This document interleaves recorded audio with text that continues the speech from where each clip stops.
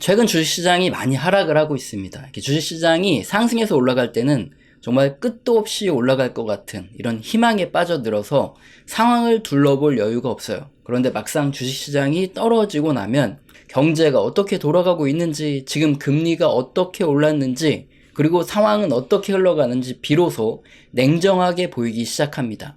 그때가 돼서야 상황이 별로 안 좋았구나, 경제가 그렇게 좋지만은 않았구나, 이게 보이기 시작하고 시장의 광기에 휩싸이지 않고 적당한 수익을 내고 매도하고 나서 다음 주식시장이 하락했을 때 이렇게 저가에 쓸어 담을 준비를 하고 있었던 이런 사람들을 부러워하게 되죠. 그래서 그런지 아무래도 올해 현금화를 해야 된다 계속 말씀을 드려왔기 때문에 진작에 현금화를 좀 해둘 걸 후회된다, 이런 이야기를 굉장히 많이 듣게 됩니다. 사실 지금과 같은 이런 주식시장의 가장 중요한 게 뭐냐 한번 생각을 해보면 바로 경험입니다. 경험은 직접적인 경험과 간접 경험이 있어요. 주식시장처럼 사람들의 심리가 지난 수백 년간 굉장히 유사했거든요. 이렇게 흘러온 곳에서는 오랜 시간 주식시장에서 실전 투자를 내가 해봤거나 아니면 책으로 느껴본 이런 간접 경험이 많은 사람일수록 올바른 판단을 내릴 확률이 굉장히 높습니다. 간접 경험에 대해서 오늘은 제가 이번 주에 읽은 책, 액티브 출판사의 빅터 니더우퍼의 투기교실, 이 내용을 근거로 간접 체험에 대한 어떻게 생각을 하고 어떻게 경험을 해야 되는지 이런 것들에 대한 얘기를 드릴 텐데요. 제가 일주일에 한두 권 정도 책을 꼭 읽는 건 다 아실 테고, 그래서 책에 대한 리뷰를 일주일에 한 권씩은 꼭 해드리고 있어요. 이렇게 1년에 100권 이상의 책을 계속 꾸준히 읽어오고 있는데 항상 왜 그렇게 되지라는 질문을 하고 최대한 그 시기에 빠져 들어가려고 노력을 합니다. 자, 그러면 지금부터 그 내용을 함께 살펴보면서 얘기를 드릴게요. 지금으로부터 116년 전인 1907년 주식시장은 엄청난 공황에 빠져 있었다고 합니다. 제가 116년 전에 주식시장을 알 방법은 책밖에 없죠. 그리고 지금과 얼마나 다른지 아니면 비슷하다면 어떤 일들이 펼쳐지고 있는지 이걸 반복적으로 경험을 할수록 제가 올바른 통찰을 내릴 수 있겠죠. 당시에 미국 전역에서 서로 은행에서 사람들이 돈을 인출하려고 은행 앞에 긴 줄을 서고 이렇게 장사진을 이루는 이런 사진들을 많이 보셨을 텐데 바로 뱅크런입니다. 경기 침체가 오면 은행이 파산할지도 모른다, 이런 공포에 휩싸이는 거예요. 그래서 사람들이 돈을 서로서로 인출하려고 합니다. 그래서 은행에서는 대부분의 자금을 국채 같은 곳에 투자해 놓고 당장에 인출할 수 있는 자금만 마련을 해 놓은 상태예요. 그런데 사람들이 서로서로 은행에 와서 돈을 찾아가려고 하다 보면 은행은 돈이 없어서 망하게 됩니다. 최근에 미국 은행들에서도 이런 일이 벌어졌었죠. 실리콘밸리 은행 사태를 시작으로 작은 은행들이 똑같이 이렇게 뱅크런 사태 때문에 도산을 했는데 116년 전에도 같은 일들이 일어났다는 거죠. 당시에 어떤 상황까지 갔었냐면 은행에 충분한 예금이 있어요. 그래서 당장에 못 받을 일이 없고 지급 보증된 수표가 있습니다. 이걸 저당으로 잡혀놓으면 절대 떼일 일이 없다고 생각됨에도 불구하고 그 자리에서 5% 선이자를 줘야지만 그 현금을 받을 수 있을 정도였대요. 자, 이렇게 공황이 심해서 돈이 돌지 않는 상황, 경기 침체가 발생한 거죠. 주식시장은 45%나 급락을 했었다고 합니다. 말 그대로 시장이 공포에 휩싸이고 피가 낭자한 상태가 됐던 거죠. 자, 그럼 1907년 당시에는 무슨 일이 터졌길래 이렇게 공황이 발생했을까요? 일단 1904년에 러일 전쟁이 시작되면서 생산자본에서 수십억 달러의 자금이 해외로 이탈이 됐다고 합니다.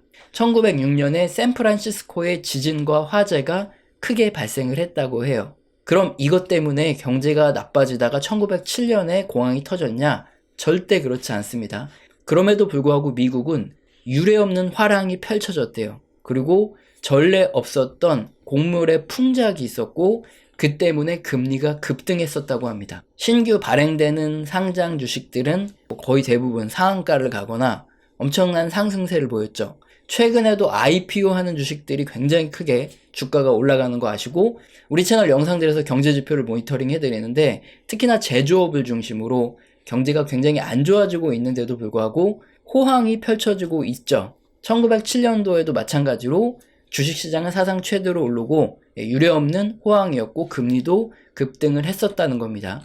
그러나 1907년 3월 14일 그렇게 고공행진하던 주가는 10에서 25%씩 급락을 하기 시작하면서 본격적인 폭락이 시작되었다고 합니다. 가끔 이 과거 역사를 공부하지 않는 사람들은 지난 2008년에 있었던 리먼 브라더스 파산, 이것과 같은 은행위기 시스템은 미국에서 유일무이하게 그 전에는 찾아보기 힘들었던 이런 사건이다 이렇게 얘기를 하는 사람도 있는데, 그렇지 않습니다. 2000년까지 정말 미국에서 흔하게 일어났던 일이다. 이걸 과거 역사가 기록되어 있는 이 책에서 빅터 니버 호퍼는 설명을 해요.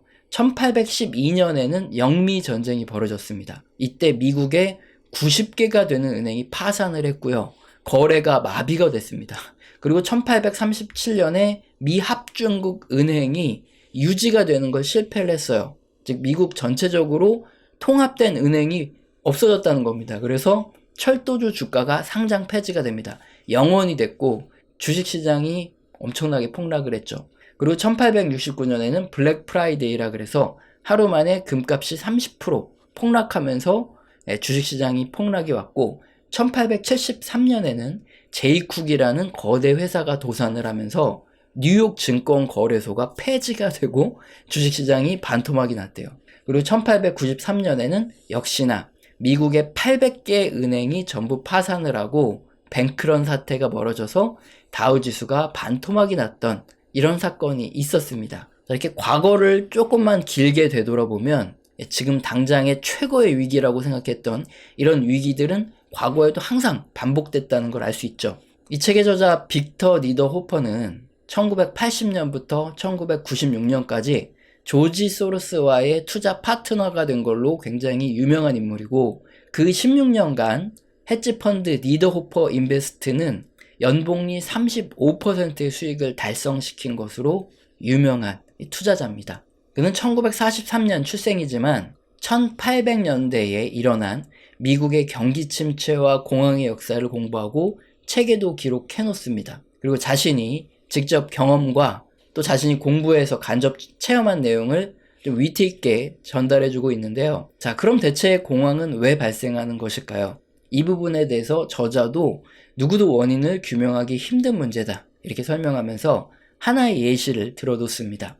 월가 증권거래소에서 당시에는 직접 사람들이 와서 거래를 했다고 해요. 그런데 어느 증권거래소의 이제 회원이었던 회사가 직접 객장에 찾아와서 대규모 물량을 처분하더래요. 그걸 지켜보던 객장에 앉아있던 사람들이 저 종목을 다량 보유한 저 회사가 대량으로 물량을 팔아치우려 그러면 뭔가 안 좋은 게 있으니까 파는 거겠구나. 나도 팔 수 있을 때 던져야지 하고 철도 주식을 다 던지기 시작했답니다. 그 때문에 사람들이 연달아 철도 주식을 팔았고 공황이 찾아왔고 경기가 침체됐다고 해요. 나중에 밝혀진 사실은 그렇게 처음에 대규모로 철도 주식을 대량 매도했던 해당 회사는 뭔가 문제를 발견하고 매도한 게 아니라 그냥 현금화를 하고 싶어서 매도했던 것으로 밝혀지기도 했대요. 책에서 이런 예시를 들은 이유는 뭐냐? 공황은 누군가가 대량 매도를 하면 시작된다 이 뜻이 아니에요. 이런 사건 하나가 일으킨 파장이 어처구니 없는 그런 폭락을 만들어내고 침체를 만들어내는 것처럼 사실상 너무나 다양한 원인에 의해서 공황이 발생할 수 있다 이 뜻을 설명하는 겁니다. 자, 그런데 저자는 이렇게 공황의 원인은 다양하지만 공황 이후에 찾아오는 현상은 자기가 봤더니 어느 정도 공통점이 있더라 이 부분을 설명해줘요.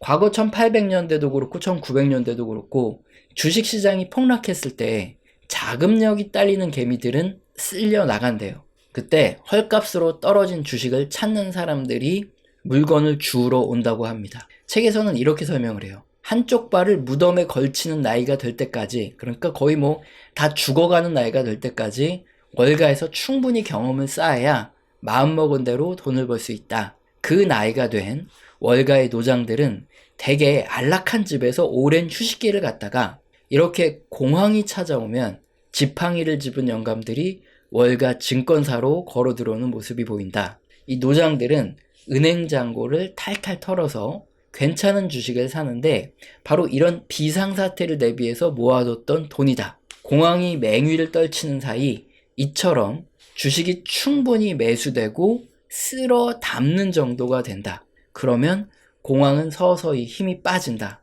그리고 규칙성을 보이는 주기에 따라 필연적으로 나타나는 사건이 반복된다. 이렇게 다시 나타날 사건을 예상하며 그동안 현명하게도 유유자적 손을 놓고 있던 늙은이들은 재빨리 차익을 실현하고 장기 투자용으로 상승세에 있던 부동산을 더 구입한 후에 은행에 나머지 수익금을 예치한다. 그리고 일선에서 물러나 근사한 집과 행복한 가족의 품에서 또 다음 주기가 오기를 조용히 기다린다. 이렇게 써놨어요.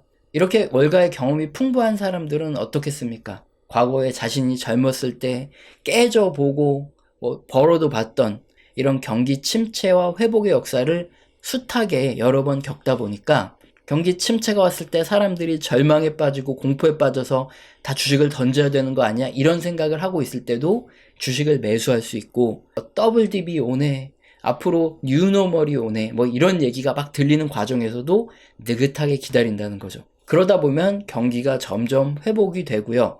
주식시장이 빠르게 오릅니다. 물론 그때도 뉴스에서는 실물 경제는 아직도 회복을 못했는데 주식시장만 오른다, 이런 얘기가 막 들리기 시작하고요. 결국에 주가는 계속 오르고 실물 경제도 본격적으로 회복을 하죠. 그제서야 언론에서는 이제 경기가 살아나니까 주식 투자를 해야 된다 이렇게 보채는데, 그때가 거의 주식시장이 거의 막판 구간이라는 거죠. 그럼 이런 경험 풍부한 노장들은 아무것도 안 하고 있다가 그때 주식을 다 팔고 부동산에 투자를 하던가 아니면 나머지 수익금을 다시 은행에 넣고 또 다시 폭락하기를 기다린다는 거죠.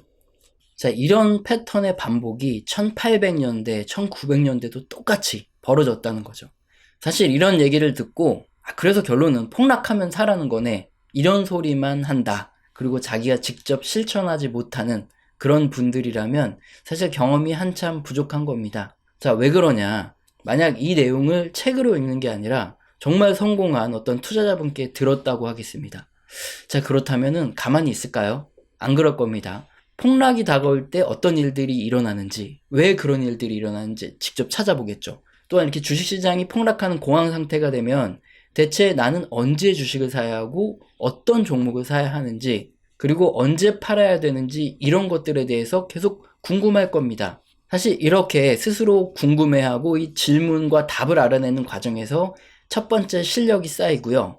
그 다음에 실전 경험을 통해서 내가 정말로 직접 실행을 해봤을 때, 자, 그땐 또 일어나는 일들이 다르거든요. 그리고 나의 심리 변화도 다릅니다. 정말 저점에서 매수하려고 하면 앞으로 주식시장이 더 떨어진다, 그렇게 공포에 휩싸여서 나조차도 손이 안 나가요. 자, 그럼에도 불구하고 또 매수를 해봐야 실력이 쌓이는 거고, 자, 이렇게 매수를 하고 나서 바로 시장이 올라가면 좋은데 더 떨어지는 경우도 있어요. 그리고 더블 딥이라 그래서 올라가다 다시 한번 바닥을 내리꽂고 올라가기도 합니다. 자, 그때 엄청나게 공포스럽거든요. 자, 이런 과정을 실제로 겪으면서 뉴스 기사에서는 어떤 내용이 나오고 또 주변 사람들은 또는 유튜브라든가 언론에선 어떤 얘기가 나오는지, 이런 경험들이 몸에 체득이 돼야 수익을 얻을 수 있어요. 그래서 기본적으로 경험이 필요하고 이 왜라는 질문을 통해서 이 답을 알아내는 과정이 있어야만 이 책으로 간접 경험을 한 것이 내 경험으로 쌓이고 시간이 단축되는 겁니다. 자, 그렇게 무덤에 한쪽 발을 걸친 백정 노장들처럼 우리 뇌를 훈련시켜 나가는 과정이 핵심이죠. 빅터 니더호퍼는 트레이더입니다. 그도 선물 거래라는 신세계를 발견하기 전까지는 주식시장이 폭락하는 공황 상태가 됐을 때 우량주가 타격을 받으면 얼씨구나 하고 매수하는 방법을 사용했었다고 해요. 자, 빅터 니더호퍼는 이 책에서 자신의 할아버지에게 들은 이 교육을 통해서 주식시장의 역사에 대해서 또 한번 설명을 해줍니다. 그의 할아버지는 1920년대에 주식 투자를 활발히 했었다고 해요. TINHAT, 포린파워, 원리처 등 이런 다수 기업들이 나오는데, 이런 기업 들어본 적 있으십니까? 지금으로부터 100년 전에는 이런 종목들이 주도주고 대형 우량주였대요. 그러나 1950년대가 되기까지 한 30년이 흐르는 동안 해당 기업들의 주가는 평균 80% 정도 하락했다고 합니다. 어떤 기업들은 이제 상장 폐지가 됐고요. 하지만 그의 할아버지는 어제의 우량주가 오늘의 낙오주가 되는 것, 이게 너무 비일비재한 곳이 주식시장이다, 이런 현실에 적응을 못했기 때문에 큰 손실을 봤다, 이렇게 설명을 해요.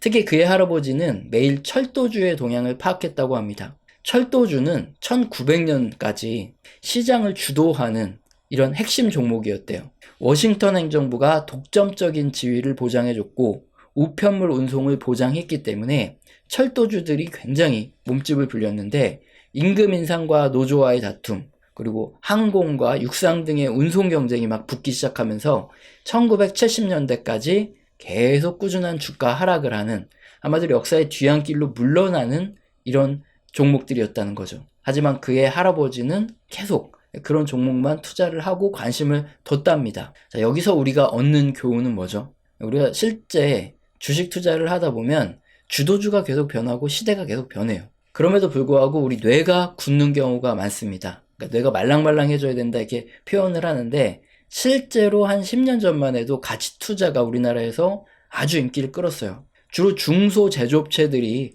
굉장히 인기를 끌었고, 이런 기업 중에 자산 가치와 수익 가치가 시세 대비 낮은 이런 저평가 가치주들이 굉장히 유행했는데, 그렇게 한 10년 전까지만 해도 유행하던 가치주가 지나고 그 이후 10년 동안, 그리고 최근까지 기술주의 시대죠. 테크주, 그리고 반도체주, 이런 종목들의 시대가 펼쳐졌는데, 근데 여전히 과거에 얽매여 있는 투자자들도 많죠. 물론 그런 투자가 잘못됐다는 건 아니지만 시대의 흐름에 따라서 그 주도하는 섹터라든가 산업이 계속 변하기 때문에 그것에 대한 공부를 꾸준히 해야 된다, 이 말을 하고 있는 거예요.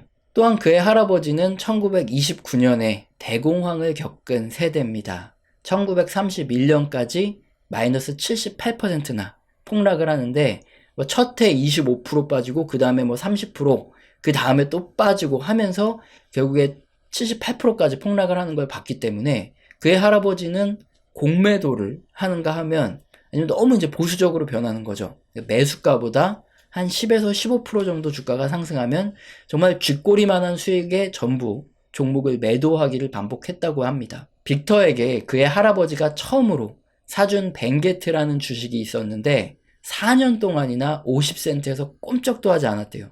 그러다가 1달러까지 2배가 올랐는데, 그는 할아버지의 조언에 따라서 서둘러 매도를 했다고 합니다. 그 주가가 꾸준히 올라서 30달러로 30배가 더 올랐다고 합니다. 자, 이렇게 주식시장에서 폭락을 경험해본 이런 세대 또는 투자자들은 공포에 질려 있다고 해요. 그리고 이렇게 장기간에 얻은 어려운 기회에도 너무 공포가 크다 보니까 쥐꼬리만한 수익률을 얻고 매도해서 기회를 날리는 경우가 많다고 합니다. 물론 트레이더인 자신조차 니케이 지수에 투자를 하는데 매도하고 나서 더 많이 오르는 실수를 계속 반복하고 있으므로 말처럼 쉽지 않다, 이것도 첨부해서 설명하고 있어요. 자, 그리고 9장의 무쇠엉덩이, 즉 자제력이라는 부분에서도 통찰력을 주는데, 체스 세계 챔피언 에마뉴엘 레스카는 이렇게 조언을 했다고 합니다. 좋은 수가 보여도 기다려라.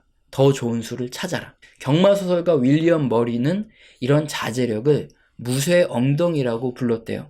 주식 투자에서는 촐싹대지 않고 정말 진득하게 앉아서 매수를 하지 않고 기다리는, 즉 폭락이 왔을 때까지 기다리는 능력이 바로 자제력이라고 하는데요. 경마에서도 적중률도 높고 식견을 충분히 갖췄더라도 하루에 2-3번의 열리는 경기 중에서 수익이 날 가능성이 가장 큰 경주에만 돈을 거는 것, 이것을 자제력이라고 말한다고 합니다. 그래서 경마와 비유를 해주면서 항상 제대로 돈값을 할 기회가 올 때까지, 즉 주식시장이 충분히 폭락할 때까지 인내심을 가져라, 이렇게 경마를 통해서도 우리에게 통찰을 주고 있습니다. 자, 지금 같은 시기에 우리들이 꼭 한번 생각해 봐야 할 문제, 언제 주식을 사는 게 맞는가, 어떻게 자제력을 기르는가, 그리고 저점에서 매수를 했다면 언제 어떻게 매도를 하는 것이 좋을까에 대한 이런 통찰력을 얻을 수 있는 내용에 대해서 빅터 니더호퍼의 투기교실이라는 이 책의 내용을 통해서 한번 알아봤습니다.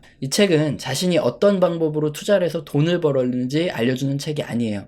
제목 그대로 자신을 투기꾼이라고 표현하는 월가의 어떤 투자자가 자신의 어린 시절과 가족들에게서 얻은 교훈, 포커, 경마, 스쿼시, 음악 등 다양한 분야와 비교를 하면서 우리에게 통찰력을 주는 책입니다. 제가 설명드린 부분은 극히 일부분이고 이게 723페이지의 책이에요. 물론 제가 이렇게 이해하고 설명드리는 부분도 사실 저의 짧은 경험과 지식에 의해서 해석한 저 나름대로의 해석일 수 있어요.